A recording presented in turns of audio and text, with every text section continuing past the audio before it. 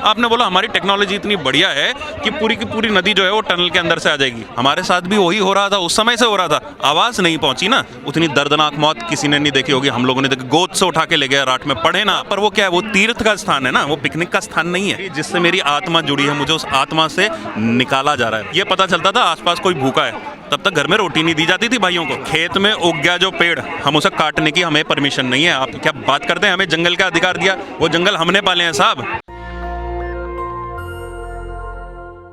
उत्तराखंड में एक जगह है जोशीमठ, उसका एक अपना महत्व है। और वहाँ जिस तरह से दरारें आ रही हैं, मकान छूट रहे हैं लोगों के, कितने लोग उसके चपेट में हैं, टीवी अखबार पर लगातार बहस है। सरकार क्या कर रही है, ये सब समझने की कोशिश करेंगे। मेरे कैमरामैन दिखाएंगे, जंतर मंतर तक ये लोग आ चुके हैं उत्तराखंड से, और इन्होंने बैनर लगाया, ज़मीन से पानी निकल रहा है, दरक रहे मकान, धंस रही सड़कें, पलायन कर रहे हैं लोग, रोड पर रात काट रहे लोग। धंसता शहर जोशीमठ। क्या नाम है सर? मेरा नाम अनुपंत है। अनुपंत साहब, कितने लोग चपेट में आ रहे हैं? देखिए, अगर आप सही मायने में समझना चाहते हैं तो सिर्फ जो जितना गंगा को जानते हैं ना, जितनों को गंगा पालती है वो सब चपेटे में है। मैं बताता हूँ कैसे। अलकनंदा से गंगा बनती है, अलकनंदा के किनारे में लोगों को समझ में आ जाएगा जोशीमठ कहाँ है। अलकनंदा के साइड में बसा हुआ है जोशीमठ। बद्रीनाथ धर्मशाला, बद्रीनाथ का वो है मठ है एकमात्र, धार्मिक आस्था से भी और पानी पिलाने के आस्था से भी और खाना उगाने, अनाज उगाने के मास्ते से भी ये सबसे ज़्यादा इम्पॉर्टेंट है। वो है जितने लोग जोशीमठ में हैं और उसके आसपास भी, ये तो आप जोशीमठ सुन रहे हैं, कर्णप्रयाग, थराली, ठीक, इन जगहों पे भी दरारें आ रही हैं। और ये दरारें क्यों आ रही हैं? हमारी जो सर्वेज हैं, सरकार द्वारा किए हुए गए सर्वेज, उसमें बताया गया था ये जो पहाड़ है ये है यंग माउंटेन, मिट्टी और पत्थर का बना हुआ। मुलायम पहाड़, मुलायम मिट्टी और पत्थर का बना हुआ। पत्थर लगता है, उसके नीचे ढांग बोलते हैं, बड़े बड़े पत्थर, उसके नीचे से मिट्टी होती है, इस तरह से बन रहा है। ठीक है, आपने कटिंग करी रोड की। हमेशा जब भी रोड की कटिंग होती है उसके बाद भी हमारे यहाँ मौतें होती ही होती थी। क्यों? क्योंकि पत्थर गिरते थे, उसको स्टेबल होने में टाइम लगता था। अब आपने क्या करा, मिट्टी पत्थर, उसके नीचे से आपने टनल निकाल दी। आपने बोला हमारी टेक्नोलॉजी इतनी बढ़िया है कि पूरी की पूरी नदी जो है वो टनल के अंदर से आ जाएगी। लेकिन ऊपर के पहाड़ का क्या होगा, उससे आपको परवाह इसलिए नहीं है क्योंकि बिकती तो बिजली है ना, आपने बिजली बेचनी है। लेकिन मैं उन सब लोगों को चेतावनी देना चाह रहा हूँ, और चेतावनी इसलिए देना चाह रहा हूँ कि हो सकता है हम लोग तो मर जाएं आगे। हम तो यहाँ पे अपनी मृत्यु को बताने आ रहे हैं, लेकिन ये जो गंगा बनती है, जिसका पानी आप लोग पीते हैं, आपके बच्चे पीते हैं, खाना जिसको आप बच्चे खाते हैं, वो अलकनंदा भी जब टनल के अंदर चली जाएगी तो वो उसके आगे जाने वाले। ये विकास का दौर कब से शुरू हुआ है जो विनाश बन गया है आप लोग के लिए? विकास का दौर नहीं था साहब, ये करीब 20 साल से इसकी लड़ाई चल रही है। आप लोगों ने सुना इसलिए भी नहीं क्योंकि पहाड़ की आवाज़ बाहर जा नहीं पाती। ठीक है, 4 साल से तो मैं लगा हूँ, और मैं बहुत अधना सा आदमी हूँ। आप अतुल सती की बात करेंगे, आप चारू तिवारी की बात करेंगे, आप ये जो बोल रहे हैं उनकी बात करेंगे, या यहाँ पे बैठे हुए जितने भी लोगों की बात कर रहे हैं, सालों से ये इस चीज़ के ऊपर बात कर रहे हैं। लेकिन उन लोगों के पॉलिटेक्निक नहीं बनता वहाँ पे, ये कहते हुए कि भाई साहब आप लोगों की जो ज़मीन है ये धंस रही है ना। ये अच्छा, कॉलेजेस नहीं बन रहे हैं? कॉलेजेस नहीं बना, ये बिजली प्रोजेक्ट सब बन रहे हैं। थराली में हुआ ये, और उसके बदले क्रशर बन रहा है अब वहाँ पे, और जो वो तोड़ने की मशीनें लग रही हैं। तो बढ़िया है। जब आदिवासियों की ज़मीन छीनी जाती है तब ये देश चुप रहता है। अब हिमाचल और उत्तराखंड बचा हुआ था, वहाँ भी विकास पहुँचने दीजिए लोगों की। विकास तो जान की कीमत पर ही। मैं आपको बताता हूँ, विकास के दौर में देखिए उत्तराखंड कभी चुप नहीं रहा। उत्तराखंड से, खासकर देहरादून से हर बार वाहिनियाँ निकली, चाहे वो असम की बात हो, चाहे वो आपका नॉर्थ ईस्ट के कितने भी। जब आदिवासियों की चिदम्बरम ने ग्रीन हंट चलाया था, आदिवासियों को गोली मारी गई, उनकी ज़मीनें छीन ली गई, सारे खनन उनके इलाके में हो रहे हैं। अब वही विकास आप लोग के इलाके में भी मैं वही बता रहा हूँ ना। जिस टाइम पे आदिवासियों के साथ में हमारे यहाँ पे जो व्यक्ति है, हम अपने आप को आदिवास तो मानते हैं, आदिवासी नहीं मानते, पर आदिवास के हैं। हमारे साथ भी वही हो रहा था, उस समय से हो रहा था, आवाज़ नहीं पहुँची ना। आप ये लगाएं कि मौतें कैसे हो रही हैं घरों के अंदर से। आपका बच्चा स्कूल पढ़ने गया और वापस नहीं आ रहा है। आप इस बात को क्या मानते हैं? जंगली जानवर हमारे यहाँ खा जाते हैं, लेकिन एनजीओ वाले ये शौक में आके बोलते हैं नहीं, don't kill the animals, don't trap the animals. हमारे घरों से उठा के बच्चे को ले जाता है। उतनी दर्दनाक मौत किसी ने नहीं देखी होगी, हम लोगों ने देखी। गोद से उठा के ले गया रात में, पढ़े ना आप। अभी जो इकोलॉजिकल ये जो उलटफेर है, इससे क्या नुकसान हो रहा है आप लोगों को? किस तरह का डर? देखिए, कुछ सीधी सी बातें हैं। सबसे पहले मानवता के उससे शुरू करता हूँ। अधिकार है गुलामी से आज़ादी का ना, यही अधिकार है हम लोगों को। हमारी ज़मीनों के नीचे से आप खुदाई करते हैं, उसके बाद हमारे यहाँ कहते हैं 70% उत्तराखंड बचा है। आपके घर का 70% तोड़ देता हूँ मैं नीचे से, वो 30% तोड़ देता हूँ, 10% तोड़ देता हूँ, तो 70% जो बचा आपका रह लेंगे उस घर में। ये हमारे साथ हुआ है।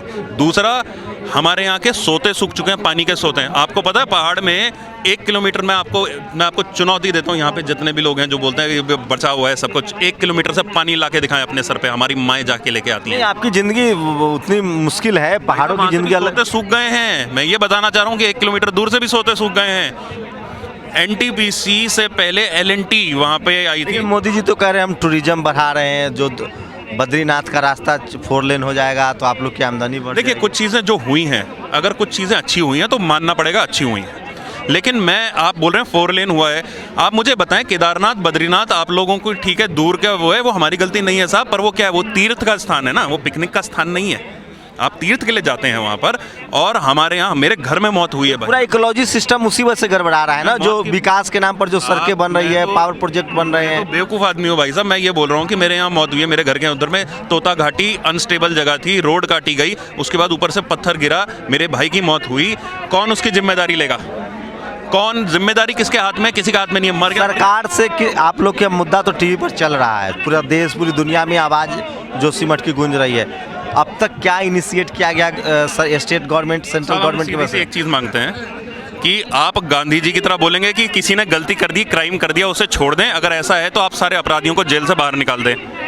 अगर आप यही बोल रहे हैं, या आप सज़ा दें उस कंपनी को जिसने इसको पारित किया, आप सज़ा दें उस व्यक्ति को जिसने इसे पारित किया, उस इंजीनियर को जिससे पारित किया। जितने लोगों को पैसा दिया जा रहा है ना, उनकी ज़मीन अधिग्रहस्त ना करी जाए। पैसा तो उन्हें मिले, उन्हें आप इधर उधर रहें, लेकिन वो उनके गाँव है, उनके खेत है, वो उनके अधिकार में रहनी चाहिए उसके बाद भी।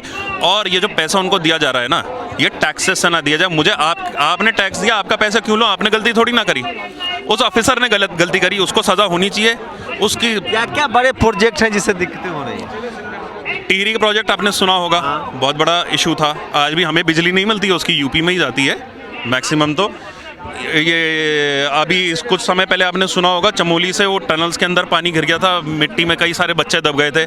उस प्रोजेक्ट को देखिए, श्रीनगर में एक प्रोजेक्ट बन रहा है, थानो देहरादून में। देहरादून आप आएंगे तो देहरादून को लोग, आप लोगों को क्या लगता है देहरादून क्या है? सुंदर जगह मानते थे ना। 2 नदियाँ सूख चुकी हैं भाई साहब वहाँ पे, आपके लिए बता देता हूँ मैं। रिस्पिना और बिंदाल 12 नदियाँ थी, कूड़ा डलता है उसमें अब। और बड़े नेता ये बोलते हैं कि इसके ऊपर से रोड बना दी जाए। एक बात पूछ रहा हूँ, बुरा लगे तो मत जवाब दीजिएगा। ये हो गया है जब आदिवासियों के इलाके में इस तरह के डेवलपमेंट के नाम पर उनका खनन होता है, जमीनें छीनी जाती हैं, उनको तो गोली भी मार दी जाती है। बोलते हैं तो नक्सलवादी कह के जेल में सड़ रहे हैं। उनकी तो कोई बात भी नहीं करता है। तमाम इस देश के जो प्रोग्रेसिव लोग हैं, शहरी लोग, हम लोग, वो छोड़ देते हैं कि नहीं आदिवासी बेकार है, वहाँ से खनन करो, पूरे माइनिंग हो रही है।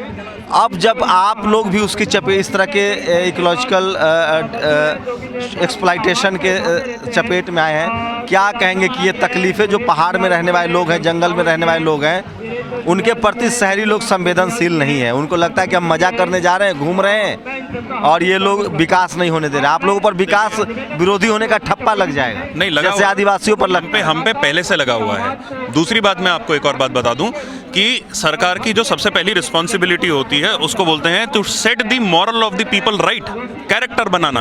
कैरेक्टर इसलिए नहीं बनाया, अब शहर में जो व्यक्ति रह रहा है उसका कैरेक्टर निर्माण करेंगे ना आप, तो जब उसको पता चलेगा कि मेरे पड़ोस में व्यक्ति की मृत्यु हो रही है तो वो मेरी मृत्यु है। One for all for one, है ना। उसके दर्द हो रहा है, ठीक है, आपको उसकी जगह चाहिए, कुछ भी चाहिए, तो आप उसको प्रेरित करेंगे। अब उसको तो, उस आदमी को जो कि माह के 1000 रुपये लेके आ रहा है, ऐसे परिवार देखे मैंने बिहार में भी। ऐसे शिवहर की तरफ आप जाएंगे, नक्सल जिसको बोलते हैं, ये नक्सल वाला एरिया हो गया, वो लूट नहीं करेगा तो क्या करेगा भाई साहब? और अगर अब क्या लगता है आप लोग के, आप लोगों को तो मुआवजा भी मिल रहा है, घर भी देने की बात हो रही है, लेकिन आप लोग जोशीमठ छोड़ना नहीं, वहाँ से धर्म प्रवाहित होता है। हम लोग भूखे मरे हैं, हमारे परिवार भूखे मरे हैं, और लोग बुरा माने इसे माने पर हम धर्म को मानते हैं, और सब लोग मानते हैं। वहाँ से धर्म प्रवाहित होता है। मुझसे मेरी आत्मा छीन के आप मुझे मेरी ज़मीन का लालच नहीं देख सकते। क्या होगी उस घर की कीमत? आज 50 लाख का घर दे देंगे मुझे 1 लाख के बदले, कल तो टूटेगा। जिससे मेरी आत्मा जुड़ी है, मुझे उस आत्मा से निकाला जा रहा है तो भाई। ये प्रोजेक्ट अब बंद करने से सॉल्यूशंस हैं? देखिए, प्रोजेक्ट बंद करने का तो अब हम लॉजिकल बात में भी आ जाते हैं, इतनी जल्दी बंद नहीं होगा, ठीक है। एनटीपीसी भी ब्लैकलिस्ट नहीं होगी, हमें पता है, पर आप रिस्पॉन्सिबिलिटी लेना। आप माने तो गलत किया, जैसे ही आप मानते हैं आप सुधार की तरफ चले जाते हैं। ये स्टेट गवर्नमेंट का क्या रवैया? स्टेट गवर्नमेंट का सीधा सा रवैया ये, वो कह रही है कि हम कैसे इन लोगों को चुप कराएं, पैसा दे दें आपकी जेब में, खत्म हो जाएगा, चुप हो जाएंगे। सेंट्रल गवर्नमेंट की क्या राय है, क्योंकि प्रोजेक्ट सारा यहीं से गाइड हो रहा है। आप लोग, मोदी जी का ड्रीम प्रोजेक्ट है फोर लेन। मैं वही बोल रहा हूँ ना, प्रोजेक्ट्स के आहुति चढ़ेंगे कई लोग, मैं बोल रहा हूँ ना, हमारे कई लोग मरेंगे, हम लोग भी शायद नहीं रहेंगे, परंतु शायद ये जो आप आज रिकॉर्ड कर रहे हैं, ये कहीं ना कहीं किसी को सही होने की राय तो देगा। ये तो बताएगा कि पैसे के अलावा भी जीवन है, बिना पैसे के भी हम लोग जीवन जीते थे साहब। हमारे यहाँ जिसके घर में, हम उन घरों से हैं, हमें रोटी नहीं मिलती थी रात में, जब तक कि आप ये पता चलता था आसपास कोई भूखा है, तब तक घर में रोटी नहीं दी जाती थी भाइयों को। एक गलती तो हुई है, अब जाकर हिमाचल में और उत्तराखंड में इंडस्ट्रियलाइजेशन के नाम पर, डेवलपमेंट के नाम पर, अब वहाँ भी इकोलॉजी से खिलवाड़, भूल गए आप। छेड़छाड़ हो रहा है। हाँ, लद्दाख। लेकिन आदिवासियों का जब छत्तीसगढ़, झारखंड, इन इलाकों में जब माइनिंग हुआ जमकर, तब किसी ने आवाज़ नहीं उठाई। मैं वही बताता हूँ, देखिए, मैंने वही बात हमारी बीच में रह गई थी, to set the morals of the people right, to set the character of the people right, और इन्फॉर्मेशन उनकी एजुकेशन का हिस्सा ये होना था, हमारी में भी नहीं था। अब हम देहरादून में, आप ये बताइए ना, उत्तराखंड में नदियाँ सूख गई, लोगों के घरों से बच्चों को उठा के ले जा रहा है, जानवर मार रहा है, ये आपको पता था? नहीं, जानकारी में तो हूँ, मेरा घर है वहाँ। आपको दर्द नहीं पता था ना, उस दर्द के हिसाब से आपको उस दर्द के साथ में जुड़ना पड़ता है। वो जुड़ाव वहाँ के व्यक्ति का होगा, ये सत्य यही है कि वहाँ के जो उसके आसपास का शहर है, उसे उसके साथ संवेदनशील होना पड़ेगा। और ये कब होता है? जब आपकी प्लानिंग ठीक होती है। आप तो ज़बरदस्ती प्लानिंग नहीं करते ना, एक गाँव के साथ बनता है, सबर्बन के साथ बनती है। आप लोगों को लग गया है कि विकास के नाम पर ज़्यादा बर्बादी ही हुई है, जंगल और पहाड़ का। हमें तो आप ये देखिए ना, उत्तराखंड की मांग क्या थी? आप जाएं उत्तराखंड आंदोलन पे, आज से नहीं, हिंदुस्तान का जैसे ही स्वतंत्र हुआ, हमारे उन स्वतंत्रता सेनानियों ने सड़क पर निकल के आवाज़ उठाई। उसके बाद वो बेवकूफ़ थे क्या? ऋषि वल्लभ सुंदरयाल जैसे लोगों ने क्या मांग थी? जल, जंगल और ज़मीन। ये वहाँ के निवासियों को ही रहने ही निवासी कोई भी हो, आप भी हो सकते हैं, अगर आप जो वहाँ का मूल निवासी है उसी का जल। हमने मांगा जल, जंगल और जमीन, हमने अपने पैसा नहीं मांगा, हमने मांगा जल, जंगल, जमीन। संविधान के 5वां अनुसूची में ये तो प्रावधान भी है कि जो जल, जंगल, जमीन का असली मालिक है वो फैसला ले कि वहाँ क्या डेवलपमेंट। खेत में उग गया जो पेड़, हम उसे काटने की हमें परमिशन नहीं है। आप क्या बात करते हैं? हमें जंगल का अधिकार दिया, वो जंगल हमने पाले हैं साहब। 25-25, 30-30 साल पुराने पेड़, और उन पेड़ों पे अगर खरोच लग जाए माफ़ी मांगने जाते थे लोग। और कौन काटेगा अब नए वन अधिनियम के हिसाब से? सरकार के चुने हुए नुमाइंदे, या वो कॉन्ट्रैक्टर्स, या वो कंपनियां, इनको अधिकार मिलेगा। आप आदिवास की बात करते हैं, हम भी आदिवास हैं, हम शहर में पढ़े हैं, चाहे जो भी हैं, मेरी आत्मा तो वहीं है। मैं जंगली हूँ, अगर मैं जंगल से आता हूँ, इसलिए जंगली कोई अपमानजनक वाली, मैं जंगली हूँ जो जहाँ रहा है, मैं जंगल में रहा। मैं सैन फ्रांसिस्को में पैदा हुआ तो वहाँ का कहलाऊंगा, मैं जंगल में पैदा हुआ तो जंगल में पैदा हुआ, गढ़वाल की कहलाऊंगा। वो पंजाबी भी गढ़वाली हो सकता है, लेकिन इन्होंने जो सरकार का तरीका है उसमें बोला नहीं, आप ऐसा नहीं है। एक आइडेंटिटी होती है कल्चरल आइडेंटिटी, एक आइडेंटिटी होती है रीजनल आइडेंटिटी। जब आप जिस रीजन में जाते हैं उस रीजन के हो जाना चाहिए आपको। इसी तरीके से बाद में ब्याह शादी सब रचाते हुए आप कल्चरल हो जाते हैं। आप लोग को नहीं लगता है कि ये एक बड़ा मुद्दा है देश के सोशल जो रिसोर्सेज है उसको भी बचाने का, और संसाधनों को बचाने का? जिस तरह से अंधाधुंध डेवलपमेंट के नाम पर लूट ही माना जाए इसको, तो एक तरह का लूट ही है। ये परिचायक है उस लूट का जो धंधेबाज कमा रहे हैं और आपको दे नहीं रहे हैं ना, क्योंकि ये रिसोर्स अकाउंटेबिलिटी तय नहीं हो रही है साहब। आप चलिए, हम उन्हीं आदिवासियों की बात करते हैं जिन आदिवासियों के आपने सवाल उठाया।